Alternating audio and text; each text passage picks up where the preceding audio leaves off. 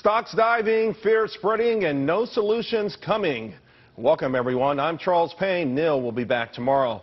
Well, the Dow plowed, diving 391 points today, 675 points in the past 2 days. That is the worst two-day stretch since November of 2008.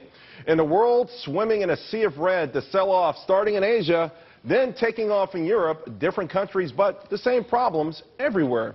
Debt exploding, politicians flailing, economies flattening. New fears another recession is coming or might already be here.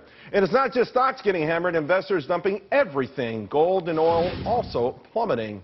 And my first guest says get ready for an even bigger fall this fall season because the market is realizing no one has any answers on how to fix this. Robert Wiedemer is Managing Director of Absolute Investment Management, and he joins us now. Robert, very, very pessimistic here. Why do you think we go lower from where we are now? Well, the bottom line is, what the market was looking for from the Fed was not a twist, but they wanted more printed money, cash on the barrelhead. As I've said many times before, this stock market's been driven by printed money since 2009. When it doesn't get printed money, it's going to fall, and that's what it's doing right now. But remember, that's just a sugar high. If you look at the rally created by the last round of printed money from September to July, that's been completely erased in less than 2 months. A 9-month rally erased in less than 2 months. So I'm not very optimistic at this point going forward. What about the notion, though, that stocks are cheap? If you look at forward PE ratios, if you look at how well U.S. corporations have done, not just lately, but you could even argue over the last decade, a lot of that hasn't been baked into the stock market yet. Yeah, I think also a lot of negatives haven't been baked into the stock market as you might think. I mean, there's a raft of negative news out the last couple of weeks. The market actually went up. So I think really if you look at the real driver of the market, it's less PE, and it really is more that printed money. If you want to see where the correlation is in this stock market, see when we're printing money. When we print money, it goes up. When we stop printing money, it goes down.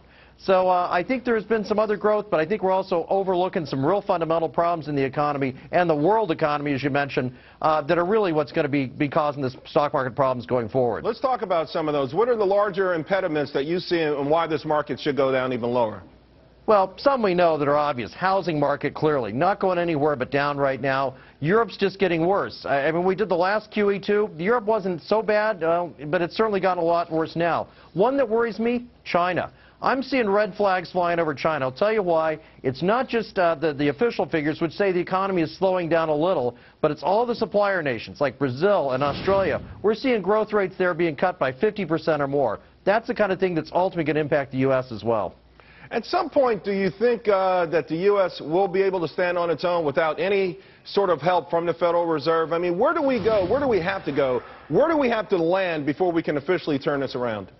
I'm afraid it's quite a bit further. I mean, if the Fed doesn't print money again, I think this whole stock decline we're seeing now could get out of control, meaning once we go below 10,000, people get scared. You know the saying, nobody wants to stand in front of a freight train, and it could start going down to 9 or 8. Now, I honestly believe the Fed may come in with more printed money if the panic comes, and they may try to bail us out, and it may work for a little while. It's a sugar high. But I don't see it resolving itself anytime soon. I think we're in for a longer-term decline. Yeah, you know, Robert, I have to agree with you with respect to the Fed. Now, Ben Bernanke is on record. He seems extraordinarily frustrated about the idea that this virtuous cycle hasn't kicked in just yet. He believes in a wealth effect, and I think the only way he thinks he can get it done is the stock market. Can they print enough money and get the market to a point where perhaps people open their 401ks and then go to the mall? Well, that's what they've been trying to do, and it's not working. Part of what Ben thinks that I differ from is he thinks we're simply in a down cycle and we just get to the other end of the cycle and everything will be fine. As I said in my first book, America's Bubble Economy, and I try to emphasize in my second book, Aftershock, this is a bubble economy. All those bubbles are popping. They're sort of interactive, push the economy up. They're now falling in an interactive way. As one pops, they push the other down. It's not a typical cycle. It's not a cycle we're in. It's a bubble pop, and that's a lot tougher animal, and I don't think Ben sees that. All right, Robert Wiedemer, thank you very much. We really appreciate it. All right, thank you. Okay, well, fed up with the Fed, giving up on the president.